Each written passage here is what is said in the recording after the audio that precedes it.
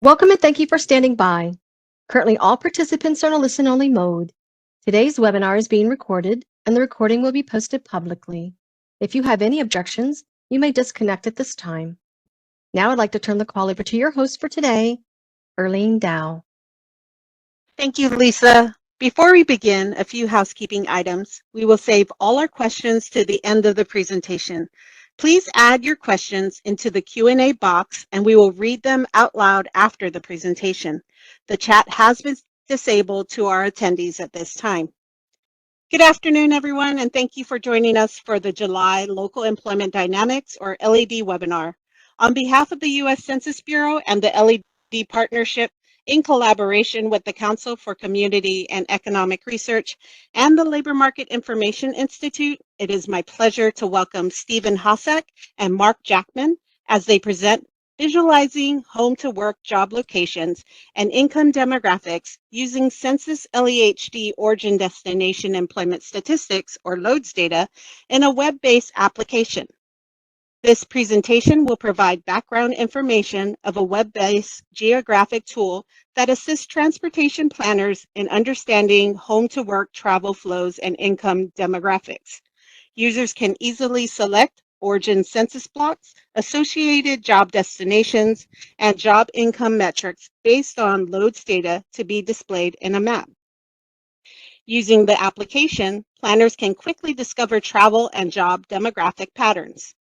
Steve Hossack is the GIS Section Manager at Orange County Transportation Authority, or OCTA. He has over 25 years of experience in developing and implementing GIS solutions for transportation planning and operations. He has a BS and MS in civil engineering from Arizona State University. Mark Jackman is Principal GIS Analyst at OCTA. He has 20 years of experience in developing and implementing GIS solutions for transportation planning and operations. He has a BA and MA in economics from U.S. Irvine and U.S. Berkeley, and several certifications in areas of GIS and data science. With that, I welcome Steve. Yeah, thank you, Erlene. Good afternoon, everyone. Thank you for this opportunity to present at this webinar series. My name is Steve Hossack, and I'm the GIS Manager at OCTA. With me is Mark Jackman. He's a Principal GIS Solution Developer, and we're going to talk about some of our uses of LOADS data for transportation analysis and also taking LOADS data and building an application around it to visualize and understand travel behavior. The first thing I want to do is give you a little bit of background about OCTA. OCTA is the Countywide Transportation Planning Commission for Orange County, which has over 3.2 million residents. OCTA, we're not a metropolitan planning organization. Actually, the MPO for this area is SCAG, or the Southern California Association of Governments, and we're not a county government. We're sort of a joint power authority, and really we consist of a board of directors of elected officials representing 34 cities and one county agency. But let me tell you what OCTA does. So we're responsible for funding and implementing transit and capital projects for the transportation system.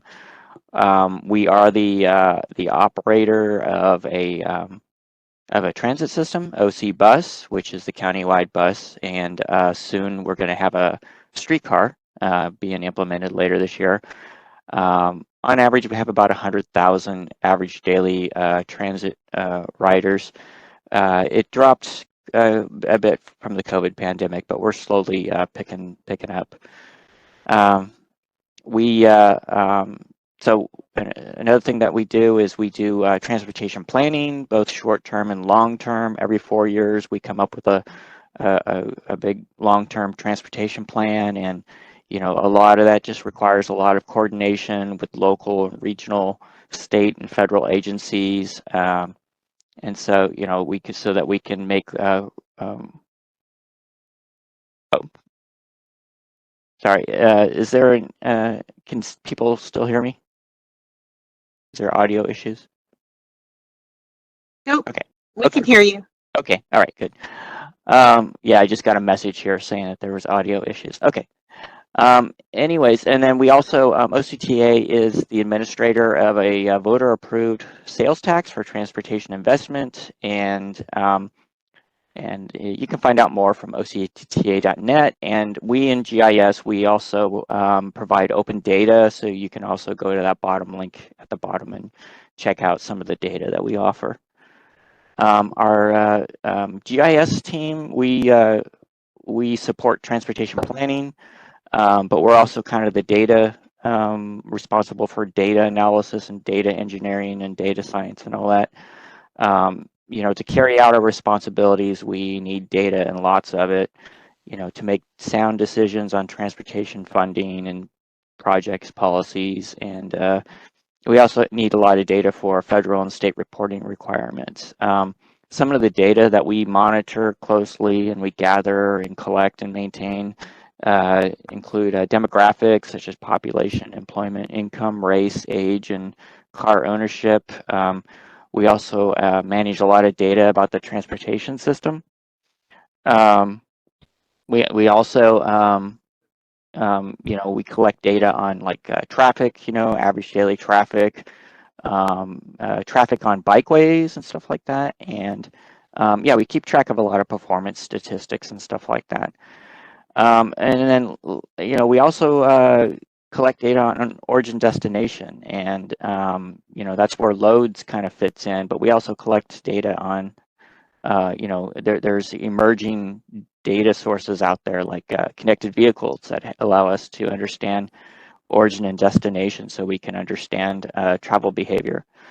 A lot of our data sources, some of it's in-house. We actually do surveys. We do we count ridership on our buses. We have a group here that does travel demand modeling, and we also have a partner over at Cal State Fullerton that does our demographic forecasts. And then we you know, get a lot of traffic data from local cities and regional and state governments, and we also use the census a lot, especially ACS. We keep track of. I mean, we gather ACS data pretty much whenever it gets released, and use it for a lot of reporting. And we also have been using CTPP data. That's the census transportation related data. We use that quite a bit. And then LEHD, of course. So anyways, yeah, we definitely have a lot of data that we need to manage. But I'll talk about loads data. So we've been using the On the Map application. I don't know if you are familiar with it. That is, I don't have the link here, but anyways, that is a web-based application that the back end of it is the loads data, and so you can kind of map home to work travel patterns, and you can select various geographies, and you can analyze distance between home and work census blocks. And you know, another thing is, being that we're GIS people, we're very curious not about the app, but we're very curious about the data behind it. And so luckily it's open data, and so we can download the data. And I'm not saying that On the Map doesn't work for us. It works great, but a lot of times we're very curious about getting the data that supports On the Map and using it for, you know, kind of bringing it into our own environment and merging it with all of our other data. So loads data is you can download it in CSV format, and it has origins and destinations, or residence and workplace. And then let me show you kind of what loads data looks like when you download it. So these pictures are kind of small, but a typical loads table, it basically has the workplace census block or the residence census block, and then there's a bunch of variables here up in the table in the upper right. They all start with an S.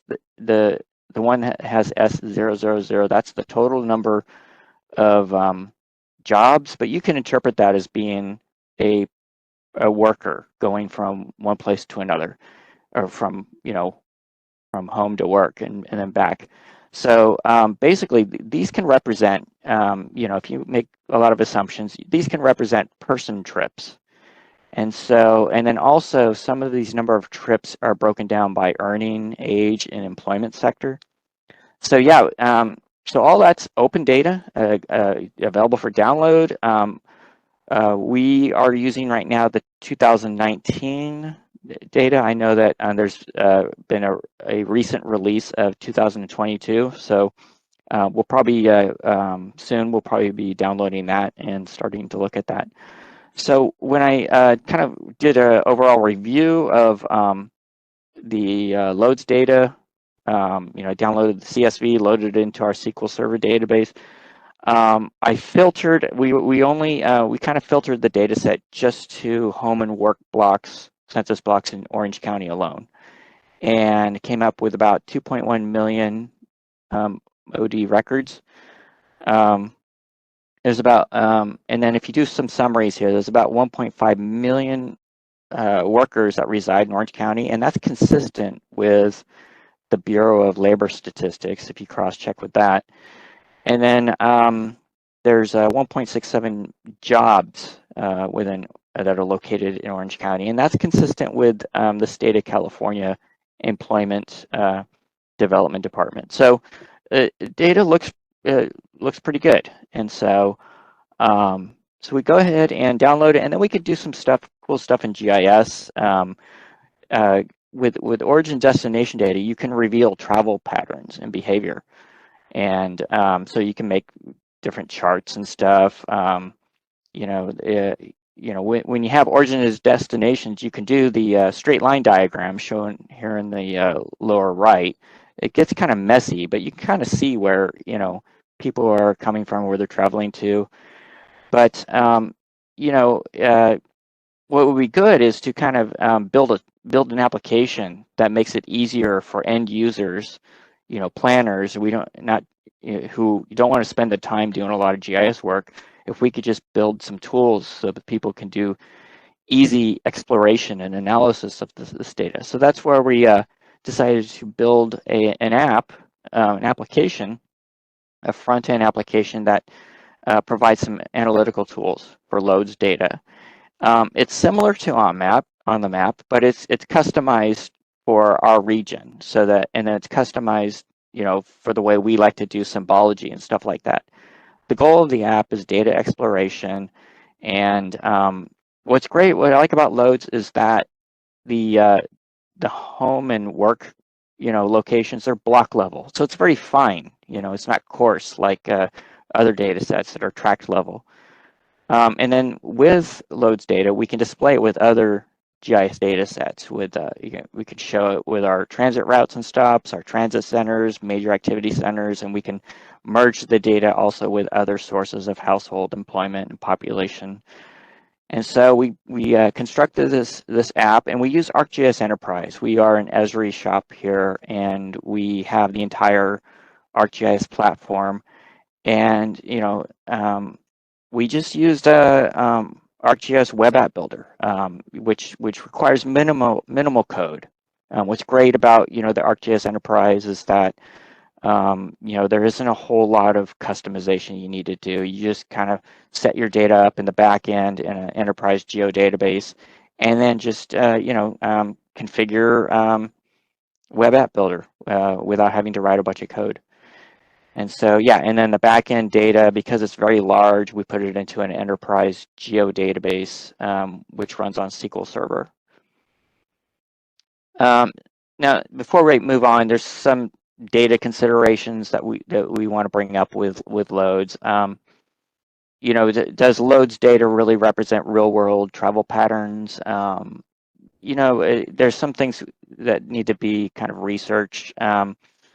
So there could be situations where the work destinations are not actually locations where the worker goes. They could just be payroll offices.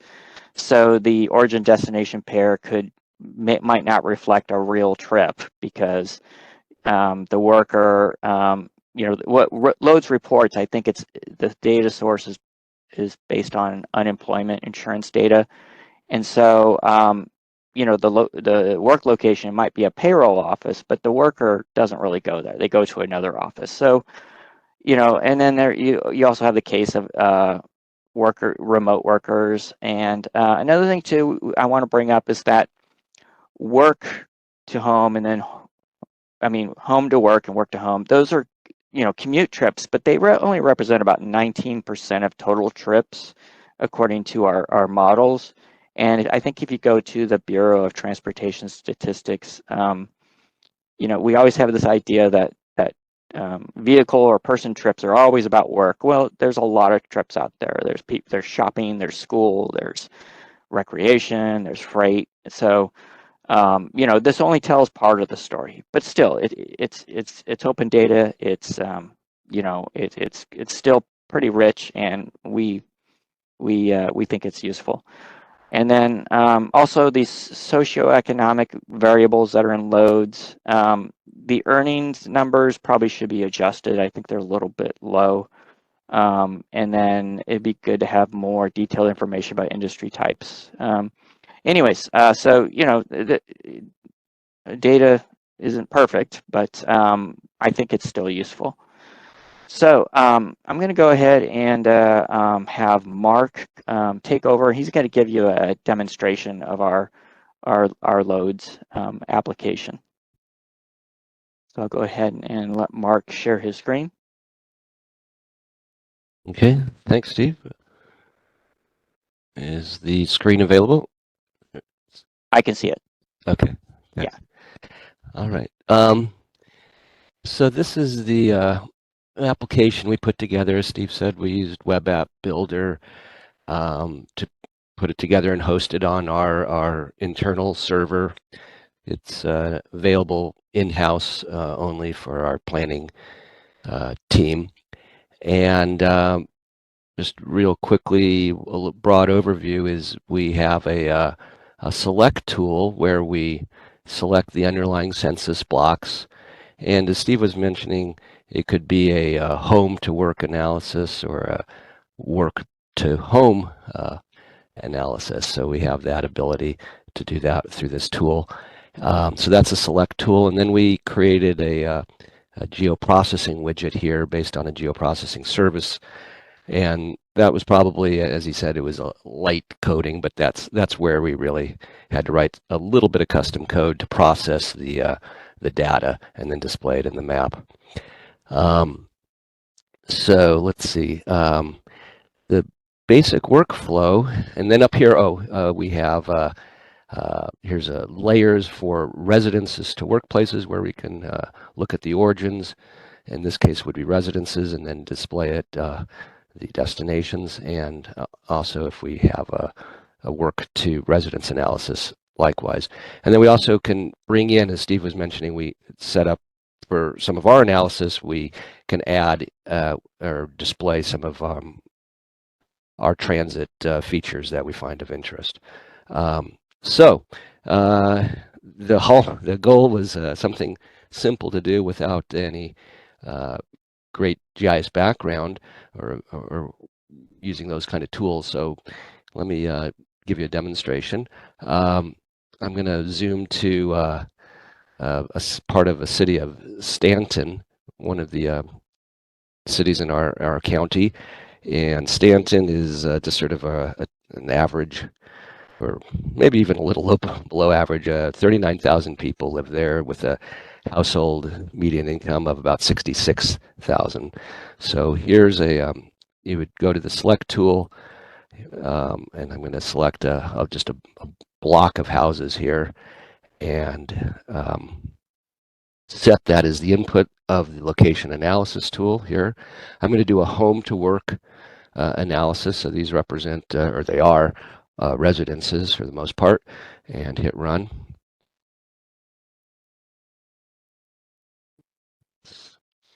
Okay, it's done.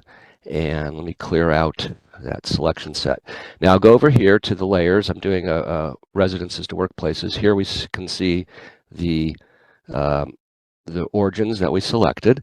And here we have two different ways that we allow the user to view the data. In this tool, in this portion of the tool, let me zoom out a little bit so I can see the results. We have a choropleth map that we provide, and that shows distribution. I'll turn off the, here you can see the green is the work, but I'm going to turn it off. So there's the distribution, and we have the ability to interrogate any of these polygons. Here we can see we provide the total jobs, and then we give some demographic breakdown of, this is not a very interesting one. Let's go to a darker one. See if we have, okay, here we have, yeah, here we have 3 total jobs in this census block destination. And it's also broken down by the income designations that Steve was showing it from the table in a little chart that shows 1/3, one of the 3 is middle earning and 2 are high earning. So that's available. We can also display it just by the high earning jobs if you want to just break that down and see the distribution, and likewise for the other 2 income classifications.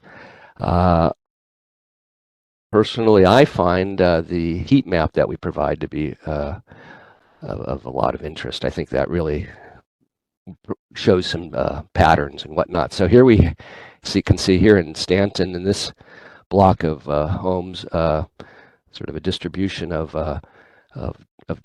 work destinations, and you see a common pattern of local jobs, but we see 2 real strong concentrations here. And if we zoom into that one, I've already determined that's Disneyland. So a lot of people in Stanton are going to work, at least in that group, are heading to Disneyland, really the largest employer we have, and then also the Santa Ana Civic Center, center of government activity. So real quickly and easily you can see some distributions develop. Just out of interest, I'm going to compare that with a tract of homes in Newport Beach, which is one of our wealthiest communities, and we can see how that might differ in distribution. So I've zoomed to Newport Beach. I'm selecting a tract of homes, this time in Newport Beach. Do the same analysis, set it as the input, home to work, run. Let it do it. Okay. Clear that, and there's the selection set, and we can see the distribution of work locations. Here's the residences. Let me turn that off for a second. And here we see a strong concentration right by the residences, and this area very close to these residences, the Newport Center, which is it's a retail center, but it's also a very large center for professional and medical services. All sorts of lots of skyscrapers or tall buildings, and so that's a work destination there. And then we can also see a strong concentration of work locations here, and this is the airport business center area. So kind of real close to home and not real distributed throughout the county. I mean, some other pockets, of course. Then we also have the ability to flip it around, and if I go to, let me go to Disneyland, we'll go back to Disneyland and pick that as a work origin. So this, let's get that to activate. Okay, we select, this is the blocks that make up Disneyland, and then this time we enter it as the input, but this time on a work to home analysis. Okay, clear that. Now I'm going to, instead of using the residences to workplaces table of contents, we'll switch over to workplaces to residences, and there we see the selected blocks again, this time representing the work origins, and then using the heat map, look at the concentration for Disneyland. Make sure I turn that on. Okay. And there we go. All right. So again, in this case, we see concentration nearby Disneyland, but we also see just almost like a hurricane of distribution around Disneyland, a major employment center, and it just draws a lot of concentration of residences nearby, and then but orbiting out as we go farther. Just to compare that, another location we could learn the pattern is UC Irvine, which is another large employer. It's about 32,000 employees work at Disneyland, give or take, and about 27,000 at UC Irvine. So it's another large employment center.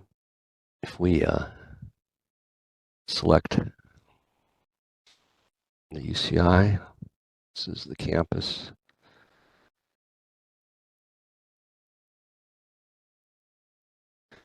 So we select our origins, we put it as the input, again, work to home in this case, run the tool. And let's clear that. And okay, so there's the green representing the selected origins, and then we look at the distribution for UC Irvine. Kind of see a little different kind of outcome than we did at Disneyland. So here's UCI, the green area, but you can see real quickly and easily using the tool that there's a real high concentration right at the work destination itself, or where people are working, and that makes sense. I was positing because the UCI has done a really good job of having a lot of faculty housing. So there's a lot of faculty that live just right on campus or in the environs, and then also many students who also would be employees at UCI live near campus. And then you can see, of course, there's other houses or residences, but this area here that I'm kind of circling is Irvine itself. So a lot of concentration of residences right in Irvine, and then of course some feathering out. But just to let's see, made a little comparison. Here's the Newport Beach map that we just looked at, and with that image where it's again local residences for a job, but also just a real broad reach, more so than I think the UC Irvine pattern dictates or represents. So anyhow, those are a couple types of analyses that we think are useful. Let me also just show you that we can also bring in, if we want to start looking at bus routes and see how that might service, how that service is connecting the, in this case, work destination or the work origin and the residences that can be brought in, and other, of course, we can add other layers as is warranted by our planners and whatnot. So that's a demonstration of our tool that we put together.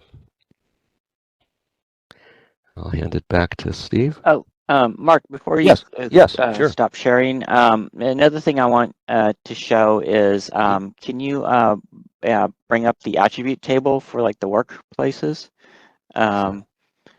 So actually, yeah, go back and click the home destination and then click on, so yeah, you can bring up the attribute table for these layers, and this is available for further analysis. You can actually export this out as an Excel spreadsheet and do further analysis if you want to.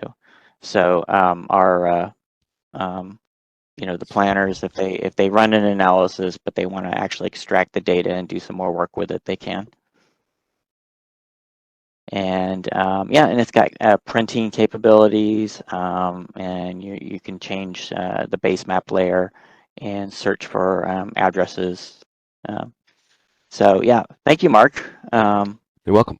So I'll go ahead and go back to sharing the PowerPoint.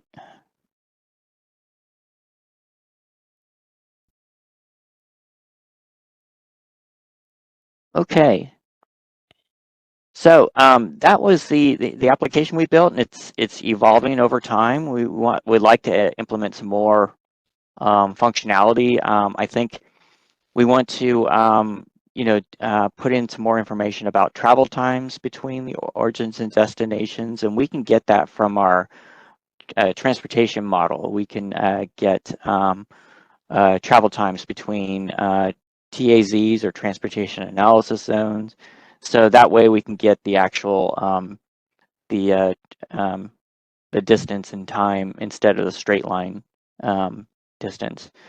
And we like to do some more and bring in some more layers, like disadvantaged communities and for example, like Justice 40, that kind of stuff. And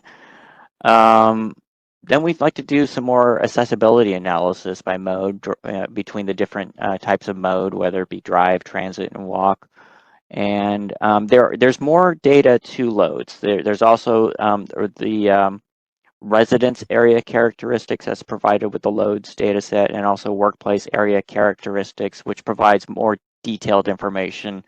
So you can, for every trip, you can actually have a demographic sort of profile. More work to look at that. And then, the map shown here on the right, this is where we can actually figure out how many, we can select a destination of workplace and then do a query of, well, how many workers that work there, how many of them fall within transit accessibility, or a half mile within a transit line, and then can we improve service on these transit lines, to kind of get them to, so we can kind of capture, what are these origin destination pairs that fall within transit corridors, and then what can we do to get them to take transit instead of driving. And then I also created another map here. This shows, I did this real quick, but this is probably something that would be good to build into the app.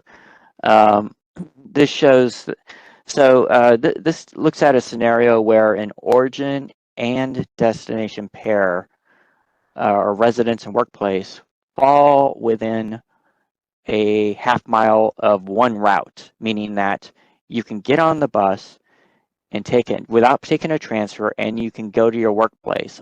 And so I did kind of a summary of that. And as you can see, these some of these lines here, these darker lines, or these purple lines, those are transit lines where there's a lot of origin destination pairs, workplace and home locations that are within a half mile buffer of the transit line, and meaning that they can make their trip without having to make a transfer. So that's something that we can do. And of course, when I did a overall summary, still, when I captured all these origin and destination trips that that are definitely high candidates for transit, it's about 11% of the total OD, origin destination trips. So, but still, that's quite a bit. I think that's pretty much it. I don't think that we have anything else, and so this pretty much concludes everything that we wanted to discuss, and so we're ready to open up for questions. All right. Well, thank you, Steve and Mark. Before we get to the questions, the presentation will be accessible on the Census Academy website at census.gov/academy under the webinar tab in a couple weeks. The link has been added to the chat. Again, please type all your questions in the Q&A, and Tanja White will read them out loud, and keep your questions pertaining to the presentation, please. The chat has been disabled to our attendees. We do not have any questions. We have 10 questions. Oh, they're not showing up on my side for some reason. All right, I'll read the first question.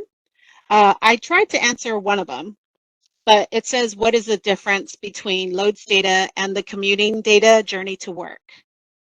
And I went ahead and answered that. I said that the loads data is based on administrative data, unemployment insurance wage records, and the quarterly census of employment wages from state partners, while Journey to Work uses ACS data and other data sets. Would you like to expand on the data sets from Journey to Work? I don't usually use that one. Yeah, I'm not. We haven't used that either. So far we've used just the loads data, but I think you're right. From what I've learned, that's correct. Okay. The next question The is, next question I have it for you. If my panel opened up finally, so here we go. Next question. There must be value in studying people whose home or destination is in Orange County rather than both, right?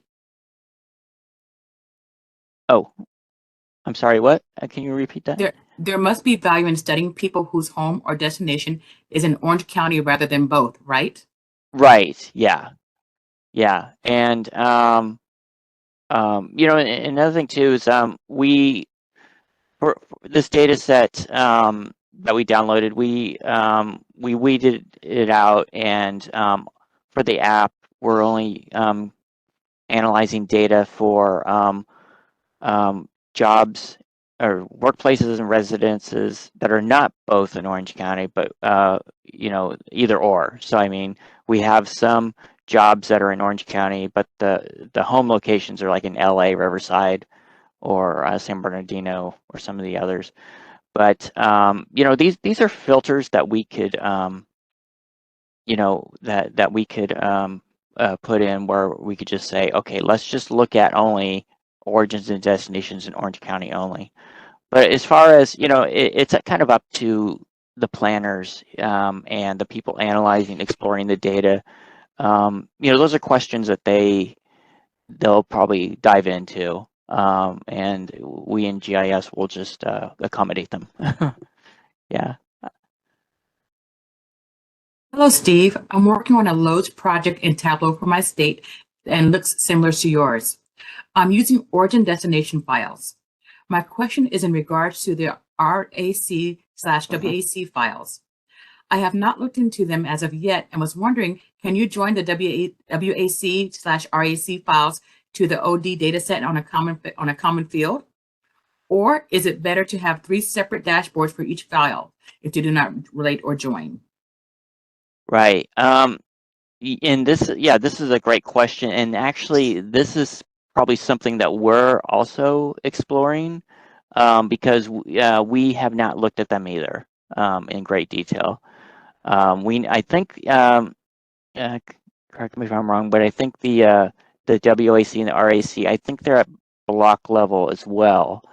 And you know, when you're asking about is it best to have 3 separate dashboards for each of the files? You know, that's kind of comes down to a design question. You know, how and I guess it comes down to, how do you want to design these dashboards without confusing the, you know, the end user. That's a good question. I would say try it and see how it works. But you know, the thing about the RAC and WAC, you know, there's more rich data regarding demographics in those files, and I'm kind of the same. I'm in the same place. You know, we're trying to figure that out as well.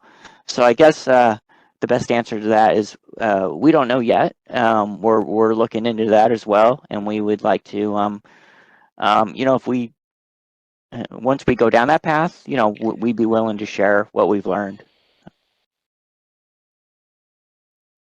Our next question, can you show us from where you pulled the home to work data set? Thank you. Yes. Okay.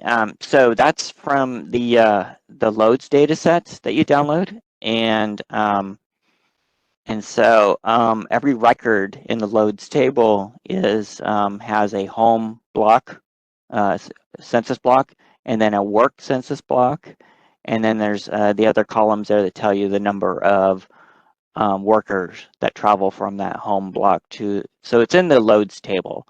So if you you know, go to the Loads website, download the CSV file, you'll see it in there. But that's where we pull it from, is the Loads table. Question. Are you able to look at time periods on impacts commutes? Understood this is still 2019 data, but wondering if you can capture hybrid work impacts where people commute only a few days a week or travel further distances on certain days when they're going into the office. Right. Yeah. I would have to defer that to our transportation modelers, because they build travel demand models that can kind of take time periods in consideration. You're right, because we're not taking time of day into consideration and peak hours and stuff like that. And so, and so we're just kind of making a very rough assumption here. But the answer is with the tools that we have, the answer is no. But if we take this and kind of merge it with our travel demand model, probably yes. But yeah, that would be really cool. But we're we're not that advanced yet. Okay. Next question. What is the best way to distinguish home places and workplaces that fall into the same census block? Is coloring or layering order the best solution for this? Oh yeah, that would be good. I would say, yeah, because there are situations like that where if you do a query in the Loads table, yeah, the one block has the origin and destination in it. It would probably be good to have like I think Mark, you can jump in here. We could probably come up with a I could a couple ideas. Yeah. Along those lines, because I had to work with that. Is let's say we're doing a home to work analysis, so the home origin feature layer is sitting on top, as the question says, of certain work destinations. So you could use a play with transparency, say, for the work origin. Excuse me, the home origin, so that you can sort of see through it. Another thing is the ability, perhaps, to in the table of contents, to shift the order, allow the user to drop one below the other, and maybe be able to kind of see both at the same time. Short of that, you turn it on and off and kind of get a sense of it. But no, I had some success with transparency. And honestly, for the presentation, I took off the transparency because I wanted everyone to be able to see very clearly the origins. So that would be one suggestion I might have. Yeah. I think you can set up filters too, I think. Definition queries. I'm speaking GIS talk here, but that's probably something that can be done. It's just not, it's not, there's no special layer that you could turn on and say, oh, these are, you'd have to probably do a query, but it can be done. Our next question has two parts. Yeah. The OD data should include teleworkers, excuse me, that's a question. The OD data should include teleworkers. Second part of the question, did you estimate a rough portion of these workers at home numbers? Right, okay. No, we did not make that estimate, nor did we make that assumption. We just don't have enough information available at this time to make that estimate. So I guess our app just kind of does a basic assumption that they do travel to that location. And yeah, Loads data, it's not perfect. There could be, a major employer that has a lot of employees at a certain block, and all of them could be teleworkers. That's true. That could just be a payroll headquarters. So the problem is we just don't have. There's no information out there that can help us estimate what proportion. And this is 2019 data, so we're just making a rough assumption here that once we get the 2022 data, there'll probably be a lot more telework workers, but they would be great if you know, if the loads data could find that out, if that could be provided, but we just don't have enough information. We could probably make some assumptions from our travel demand model and then kind of get that and merge that with our system. But no, we just don't have enough information to make that estimate. One comment, great presentation, Steve and Mark. Oh, Our- yeah. Cool. Okay, and then we followed that with a question. Do you mind sharing the link to the app? Well, we unfortunately, due to the way our ArcGIS Enterprise is set up and our you know, our policies with our IS, this is an app that we can't share, unfortunately.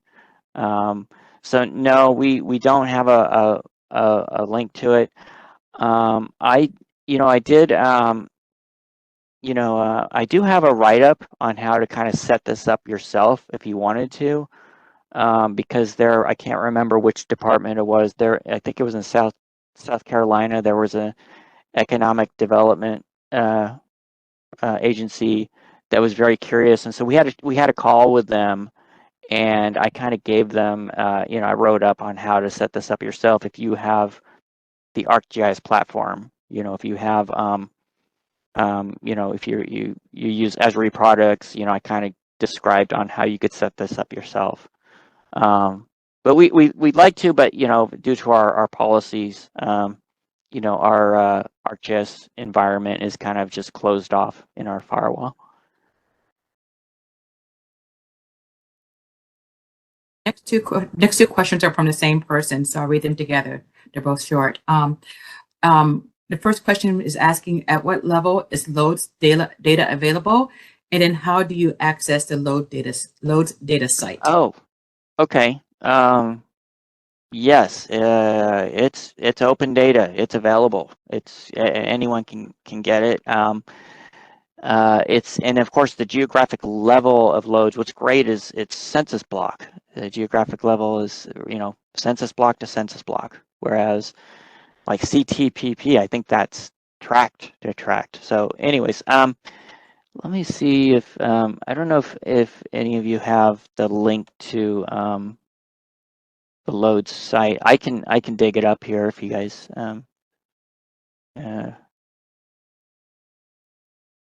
If you give me a little Sorry, bit of I had time. put it in the chat earlier, Oh, you did? Okay. Yeah, and I will put it again. Okay. If you just go to this link that I'm putting into the chat and then just scroll down to loads, you'll see it. Okay. And loads data, it's vendor neutral. It's CSV files. So if you don't have Esri GIS, you can bring it into Python, Pandas. You can use QGIS or any other open source. It's not locked down to a specific format. Can we use this software from any place, or just would you have to make your own version to access your region? Yeah, it's just for Orange County, just for for the analysis for Orange County Transportation Authority. So if you wanted to set this up for this type of work for your own region, you would have to download the data and set this up on your own. Unless, if On the Map wants to take, what we've built and implement it, I guess that could be done. And then we wouldn't have to have it. So anyways, but yeah, to answer your question, you would have to make your own for your own region. I can read the next question. Someone answered that would be extremely useful. And then it says, could Steve please share that how to write up? ? Yeah, I can. I would. It might take a couple days. I need to clean it up a bit because I kind of geared it towards a particular agency.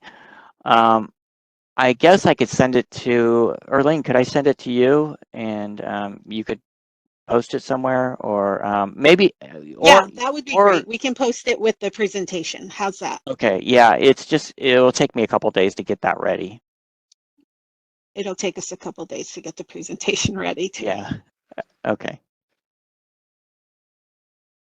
Also, we have Yes in South Carolina. We have moved it to Tableau, and it is working great. We would love to show you. Next question: can ACS data be linked to the loads data? Yes. Let's see. ACS data. I think it's at the census block group level, but I think what we can do is, we can. So if we take the loads data and kind of group it together at census block groups, yeah, we can take ACS data, and then we could probably do some further analysis. We can understand, because ACS data, it has a lot of demographic information at the block level, so we can kind of come up with, for these origin destination pairs, we can come up with demographic profiles. So yes, have we done that? No, and have it's not kind of on our plate right now, but that's you definitely can, since loads data, once again, the from and to block locations, they're block IDs, and they're consistent with U.S. Census. And if you use the 2019 loads data, it lines up. You can merge it to census geographies from 2010. And then the latest release is 2022, and so it relates to the the IDs for the blocks. They can be joined with the geographies from the 2020 census GIS layers. Our next question: how would we go about getting a copy of your instructions to mimic your app? I will. I can provide that, like I said. It might be a couple days before I can get that ready, but I can kind of provide a write-up on how to get this set up. That concludes the questions that we have for today's session. Thank you so much. Sure. Thanks, Tanja. So thank you to everyone for joining us this afternoon, and thank you to Steve and Mark for their awesome presentation. Steve and Mark, would you both like to make any closing remarks? Yeah. Thank you for everyone who attended, and yeah, this is an open data, and I think as the more we use it, we'll probably have more ideas, and we probably will provide more feedback to the group that maintains it. We probably would like more information about how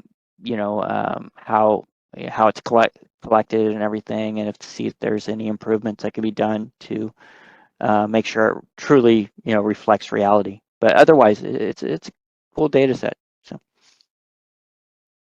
and that's all I have. Any words, Mark?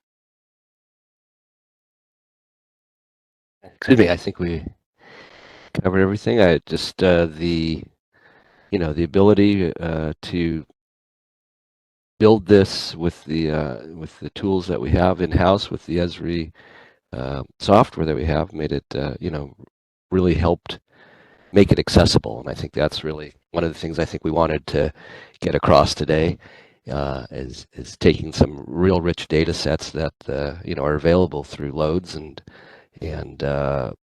I think Steve's write-up will show that it's really accessible. So encourage people to leverage this data and make it work for them. And thank you for listening and participating. Fantastic. Please join us as our LED webinar series continues on August 9th at 1:30 p.m. Eastern Standard Time, when Cameron Mock presents Analyzing Economic Disparities Related to Race and Ethnicity in the Labor Force Using Census Data. Upon exiting this webinar, you will be asked to fill out an evaluation We would appreciate that you take the time to answer the questions so we may better serve you with future webinars. Until then, on behalf of the U.S. Census Bureau, enjoy the rest of your afternoon and thank you for spending your day with us.